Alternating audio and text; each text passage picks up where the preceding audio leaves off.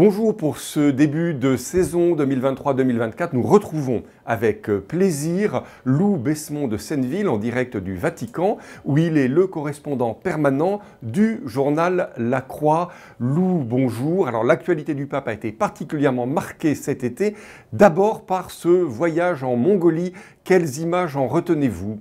Ce que je retiens de ce voyage en Mongolie qui a donc eu lieu du 31 août au 4 septembre, c'est deux images qui sont un peu les deux enjeux pour moi de ce voyage dans ce pays d'Asie centrale, qui est un pays, vous savez, très particulier, qui est coincé vraiment entre ces deux énormes voisins que sont la Russie et la Chine. La première image, c'est une photo de famille, c'est une scène qui a lieu à la sortie de la cathédrale d'Oulan-Bator, la cathédrale Saint-Pierre-Saint-Paul, où on voit le pape, le cardinal Marengo, qui est à la tête de cette église de Mongolie, et voilà un grand nombre de catholiques mongols et des religieux et des religieuses, souvent des religieux et des religieuses et des prêtres étrangers, parce qu'il y a peu de clergé local dans cette église qui a 1300 catholiques, qui compte 1300 catholiques. C'est une image touchante parce que c'est l'image d'une toute petite église, d'une image vraiment d'une église aux périphéries, hein, comme dit souvent le pape François, dans le pays le moins densément peuplé au monde. Et donc voilà, on voyait vraiment cette église rassemblée autour de son pasteur, et ça avait quelque chose de très touchant, et puis aussi un message assez fort en fait, même d'un point de vue voilà, catholique, pastoral, théologique, et je pense que c'est aussi le message qu'a voulu envoyer le pape François. La deuxième image, c'est une image plus politique, c'est le pape François est bien dans le stade d'Oulan-Bator. Alors c'était un stade de hockey sur glace parce que c'est un peu le sport national en Mongolie, de ce face-à-face entre le pape François et un drapeau chinois. Eh bien, pendant toute cette visite, le pape n'a cessé d'envoyer des messages subliminaux, mais aussi explicites aux catholiques chinois. C'est que les catholiques chinois sont dans une situation, pour certains d'entre eux, dans certaines régions de Chine, extrêmement difficile de persécution, alors que le Vatican essaye de maintenir un lien avec la Chine à travers un accord de nomination des évêques. Eh bien, voilà, ce qui était marquant pendant toute cette visite, c'était de voir l'omniprésence de ces groupes de catholiques chinois, souvent avec des masques, souvent avec des capuches, des parapluies. Alors non pas parce qu'ils craignaient la pluie ou le Covid, mais parce qu'ils voulaient éviter d'être reconnus. Et vis-à-vis de nous, journalistes, il y avait à la fois une volonté de dire qu'ils étaient là, qu'ils faisaient partie de cette Église catholique et qu'ils se reconnaissaient, qu'ils reconnaissaient ce pape. Et en même temps, il y avait une immense crainte de nous parler et une immense crainte d'être reconnus. Donc on a pu percevoir cette espèce de terreur qui est celle de certains catholiques en Chine. Et donc voilà, moi c'est l'une des images qui m'a très très fortement marqué au cours de ce voyage. Une autre actualité du pape pendant l'été, ça a été l'annonce du consistoire qui va avoir lieu bientôt. Et parmi ces annonces, il y en a une qui nous a touchés particulièrement ici à Monaco parce que c'est une église sœur, on partage la même sainte patronne, sainte dévote, l'église de Corse dont le pasteur, l'évêque Bustillo, va être nommé et nommé déjà cardinal. Comment est-ce qu'on peut comprendre cette nomination et est-ce que le cardinal Aveline, dont on parle beaucoup actuellement comme très influent à Rome, a joué un rôle dans cette nomination?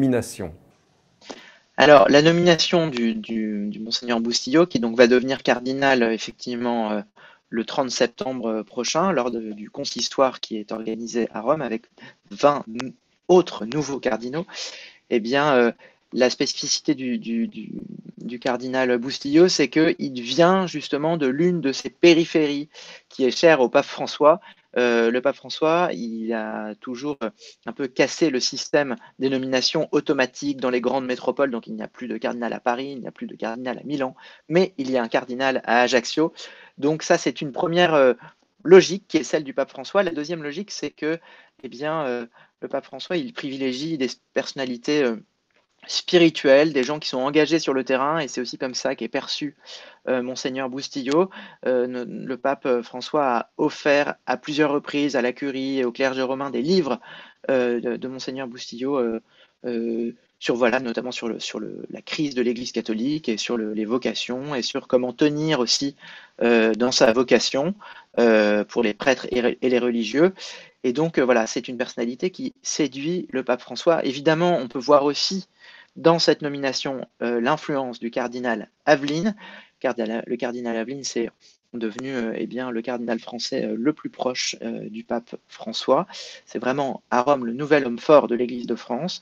Et évidemment, il y a sans doute une influence, c'est-à-dire qu'on imagine que le pape François, évidemment, a demandé son avis au cardinal Aveline avant de faire cette nomination, cette création cardinaliste, comme on dit à Rome. Nous plongeons maintenant dans l'actualité la plus brûlante parce qu'elles ont déjà débuté. Ce sont les rencontres, les journées et les rencontres méditerranéennes voulues par le pape. Alors elles ont lieu à Marseille, le pape va s'y rendre. Est-ce que vous pouvez nous dire un petit peu ce à quoi on peut s'attendre à la fois avec ces rencontres et en même temps avec ce voyage du pape?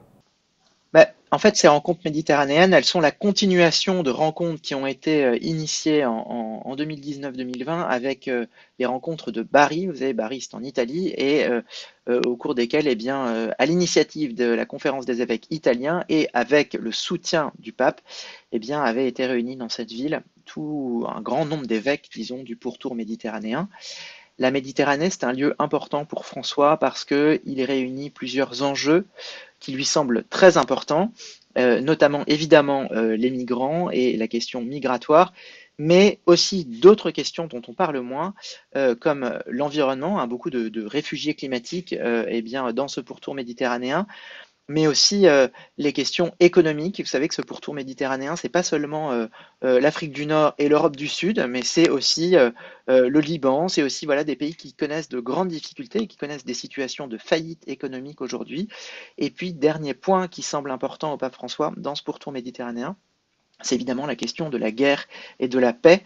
Ce pourtour méditerranéen est émaillé de tensions militaires, de tensions religieuses aussi, avec un dialogue islamo-chrétien qui est parfois difficile, voire impossible, une radicalisation très forte aussi dans certains pays, notamment la radicalisation, je pense à la radicalisation eh bien, islamique. Donc voilà, pour lui, la Méditerranée, c'est un peu un résumé de tous les enjeux du monde, de toutes les tensions du monde. Donc c'est pour ça qu'il y accorde autant d'attention, et c'est probablement autour de ces thèmes que tournera eh bien, le discours qu'il prononcera samedi matin pour la clôture des rencontres méditerranéennes au palais du Pharo devant 70 évêques et devant 70 jeunes du pourtour méditerranéen, et aussi en présence du président Emmanuel Macron qui, on peut le noter, se rendra à ces rencontres mais n'y prononcera aucun discours. Donc il sera, eh bien, si on peut dire, contraint d'écouter le pape et d'écouter les évêques. Alors évidemment, ici, l'église de Monaco, une église du pourtour méditerranéen. On va suivre de très près ces rencontres méditerranéennes. Une petite question un peu humoristique pour terminer. Le pape a dit qu'il ne venait pas en France parce qu'il réservait ses visites à des grands pays européens pour plus tard et qu'il visitait les petits pays. Alors nous sommes à Monaco, un petit pays. Est-ce qu'on a la chance de voir le pape venir chez nous à Monaco ? Écoutez, avec le pape François, tout est possible, tous les voyages sont possibles. Il est parfois en dehors des logiques voilà, politiques classiques. Donc sur le papier, oui. Après, eh bien, c'est un pape qui a 86 ans, qui va avoir 87 ans au mois de décembre. Et donc s'il fait encore quelques voyages, parce qu'il ne voyagera sans doute plus beaucoup, il l'a dit lui-même, s'il fait encore quelques voyages, ce sera parce qu'il considérera que ce sont des pays très importants, ce sont des voyages indispensables. Donc voilà, ce qu'on peut dire, c'est que il va sans doute calculer maintenant de manière très précautionneuse et stratégique chacun de ses voyages. Voilà, sachant qu'il n'y a aucun voyage prévu officiellement actuellement, si ce n'est il y a un projet au Kosovo qui n'a pas encore été annoncé officiellement, mais dont le pape François avait parlé lui-même. Voilà, mais on peut dire que voilà, aujourd'hui les voyages du pape sont comptés. Lou, merci beaucoup. Nous étions donc en direct au Vatican avec Lou Besmond-Senneville, qui est le correspondant permanent du journal La Croix à Rome, pour cette actualité du pape et du Vatican. À bientôt.